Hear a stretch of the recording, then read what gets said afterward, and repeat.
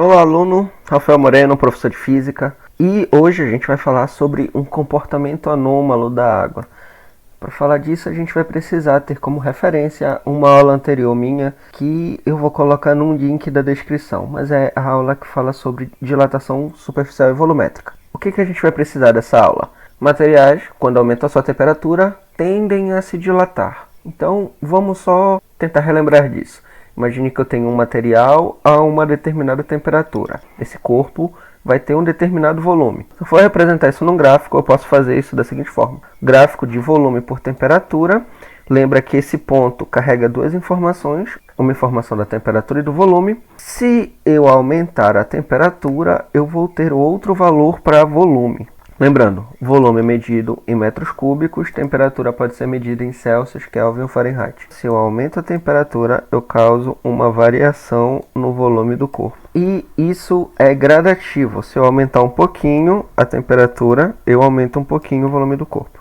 Esse gráfico está exagerado porque essa variação de volume é muito pequena, como a gente tinha visto no vídeo anterior, mas a intenção é mais ilustrar graficamente. Se a gente voltar a olhar para o volume do corpo, ele vai ter dimensões maiores com o aumentar da temperatura. A variação de volume vai ser igual o volume inicial vezes coeficiente de dilatação volumétrica vezes a variação de temperatura, ou seja, a temperatura final menos inicial. E essa variação de volume é este valor, volume final menos volume inicial. Com a água, isso não ocorre assim. Para ilustrar o que ocorre com a água, imagine que a gente tem a mesma quantidade de água, ou seja, a mesma massa de água, em 6 recipientes diferentes. E eles vão ter a mesma temperatura, igual a zero. Consequentemente, eles vão ter o mesmo volume, todos já derretidos, todos na fase líquida. Se a gente aumentasse as temperaturas das amostras, a gente esperaria ter o volume aumentando. Entretanto, com a água é um pouquinho diferente. Se tu passar do 0 para o 2, tu vai notar que o volume diminui um pouco, do 2 para o 4 diminuiu mais um pouco, do 4 para o 6 voltou a aumentar, do 6 para o 8 aumentando e segue. A água volta a se comportar com essa relação direta entre variação de temperatura e variação de volume. Mas entre o 4 e o 0, a água não se comporta como era esperado que ela se comportasse, sendo que com 4 Celsius ela vai ter o menor volume.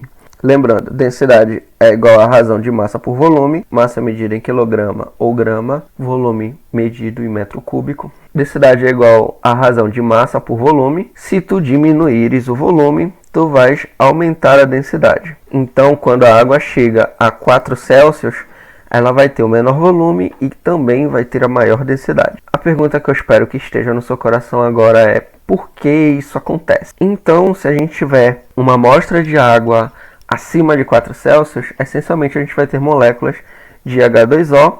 H2O tem essa estrutura, um átomo de oxigênio e 2 átomos de hidrogênio. Elas vão ter essa liberdade de se mover uma entre a outra, porque as ligações intermoleculares delas são muito fracas. Entretanto, quando a gente está abaixo de 0 Celsius, a água começa a formar ligações intermoleculares mais fortes. Devido às ligações intermoleculares, por se formar pequenos cristais, as moléculas não vão se aproximar tanto.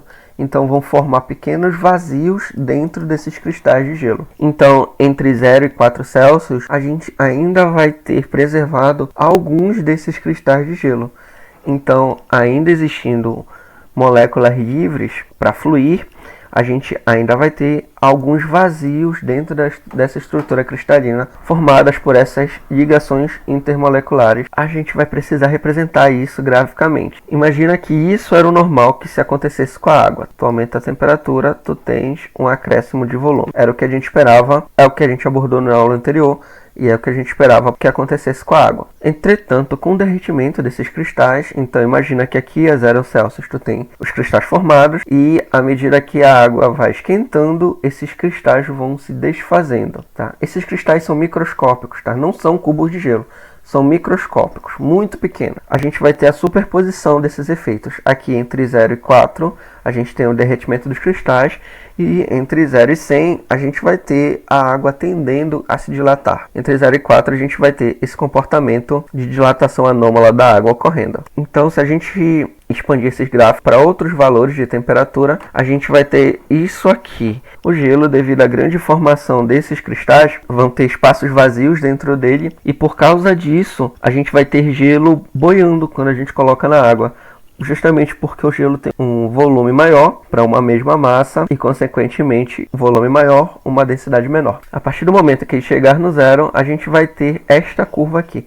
Dei um zoom para detalhar. Aqui a gente ainda tem moléculas de água com esses cristais. Quando chegar no 4 Celsius, a gente chega a um volume mínimo, ou seja, não tem mais cristais para derreter. E a partir daí, a água começa a se dilatar normalmente, como era esperado. Onde observamos esse fenômeno? Imagine um lago durante o verão. As moléculas de água conseguem fluir livremente. As moléculas mais quentes, por serem menos densas, tendem a subir. As moléculas mais frias tendem a descer, formando correntes de convecção. Entretanto, quando chegar o inverno, vai acontecer algo peculiar. Imagina que na superfície da água a temperatura está a -5 e a gente vai ter a formação de uma camada de gelo.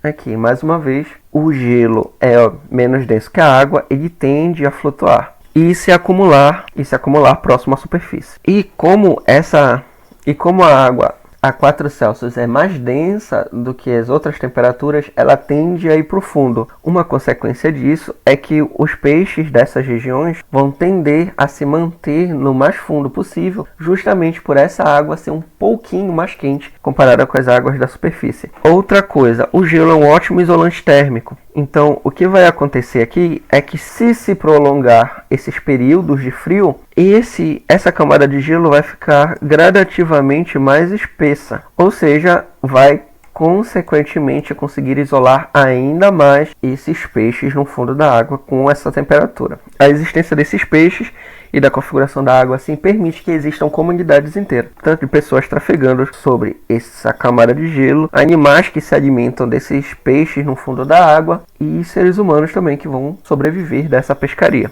Caiu no Enem? Sim. Eu trouxe uma questão do Enem para vocês. Eu vou lê-la com vocês, só que a resposta eu quero que vocês me deem. E a gente vai tentar conversar sobre essa questão no futuro. Vamos lá. De maneira geral, se a temperatura de um líquido comum aumenta, ele sofre dilatação. Foi o que a gente conversou no início do vídeo. O mesmo não ocorre com a água, se ela estiver a uma temperatura próxima de seu ponto de congelamento. Então, aqui no gráfico, ele está mostrando isso, 4 Celsius, onde 4 Celsius é o valor com o menor volume específico da água. O gráfico mostra como o volume específico, inverso da densidade, da água varia em função da temperatura, com uma aproximação entre 0 e 10 Celsius, ou seja, as proximidades do ponto de congelamento da água. Então, o que ele fez aqui? Mostrou o gráfico de 0 a 100. Entretanto, ele quer que tu dê uma atenção especial a esta região bem aqui. E para isso, ele deu um zoom. Então, este gráfico aqui é o zoom desta região bem aqui. Eis as alternativas.